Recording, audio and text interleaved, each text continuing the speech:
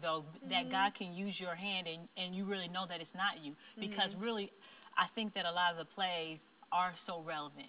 And I think that that is the reason why, because God is really, it's just an acted word. Instead of someone speaking it, we're just acting it out. So and it's then the same to me, too, you can never use, especially in God's house and the stage as a platform to, like, tell somebody else off or, you shouldn't be doing this. It's affecting everybody. But when I say an exposure, sometimes people don't always get to see themselves. Do you know what I'm saying? And I know for myself, a lot of times I've seen some of the plays, just even when I watch them back, and I can identify and say, oh, wow, maybe I need to come up in that area, or, and so it's not necessarily that was your heart's desire, but it does do that. It exposes some of the things that we need to come up in, and it also exposes the strengths at the church, Yeah, and you know what, Kim, after I write something, I really do just, ask God to use me and give me what to say.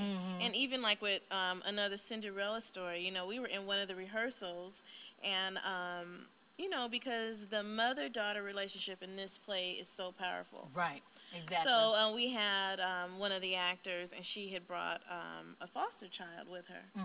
And we got to the point in the play where Angela says, you're the only mother I've got. Wow. You know what I mean? I'm going to forgive you. And I looked over, and that little girl was crying. Wow. So, and then at that point, I said, you know what, I wrote it, but it's not my work. You know what I mean? It's truly what God gave me. And it sometimes I can't even, like, because, people can judge you, and I kind of have weird talents. And so, it's just, when God gives you things like that, it's hard to believe that that's you writing it. Exactly. Yeah, some people may think that you think, oh, I'm comfortable with this, but it's really not.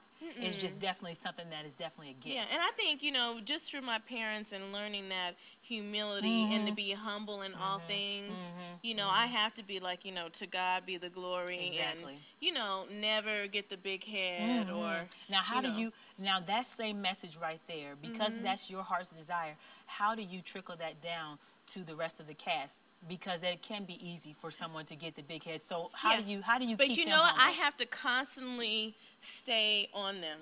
And you know what I mean? Because sometimes, people are going to give you accolades and tell you how good you were on screen. And to me, that's just good and evil. Right. You know what? That's the way we're constantly battling that. Exactly. So it's easy to think, oh, you know what? I'm pretty good. Right. Exactly. You know what I mean? So I just have to constantly say, okay, we're not going to let any flesh glory here. Right. Exactly. And almost have to say it every rehearsal sometimes, just so they know this is about the ministry.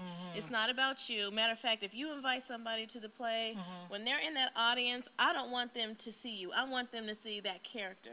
We need to draw them in the story so much so that they forget that that's their friend up there.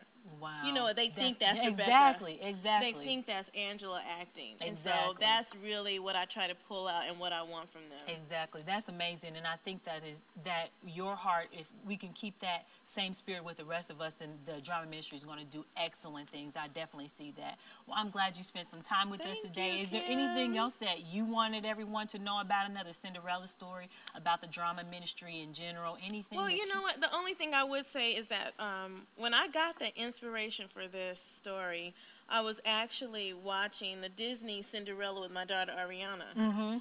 And it was so weird. I was watching and I just started getting all these ideas about how, the last should be the first. And so it's just weird how, God can use you. And I mean, I had no idea watching the Disney Cinderella that I was going to, God was going to sit there and start ministering to me and giving me. So, if you have a talent and you want to pursue something, listen. Right. You never know when the opportunity is going to present itself. Listen for when God is speaking to you, or you get an idea, jot it down. Right. So that you don't forget it, because he can use you with some of the oddest things you would never even think. Okay, she got a play idea from that. Right. Yeah. Now, this is my last question for you. What key factor would you say is why the plays are so successful? What is it that you think? I mean, we know that God is involved in and that it's all about him. Is there one, from the natural standpoint, one thing that you say, whether it's practice or whether it's dedication, communication, or is it that you want people to try to be real? What is it, what key component would you say that the whole cast in general, when they put on a play, what has made the production so successful to you? I think the sincerity of, you know, wanting God's message to get across. That's amazing. Realizing that this is, even though we're acting and Right. they're thespians, this is a ministry.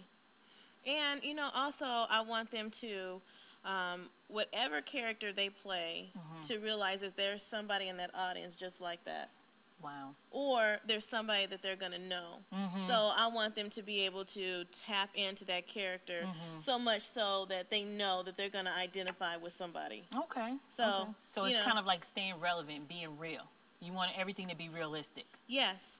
Yeah. And, Okay. you know, just to know that you are ministering to somebody, even if it's one person. If we can get, you know, this message has a, play has a strong message of forgiveness. And it's weird because every time I write a play, it's usually something for me.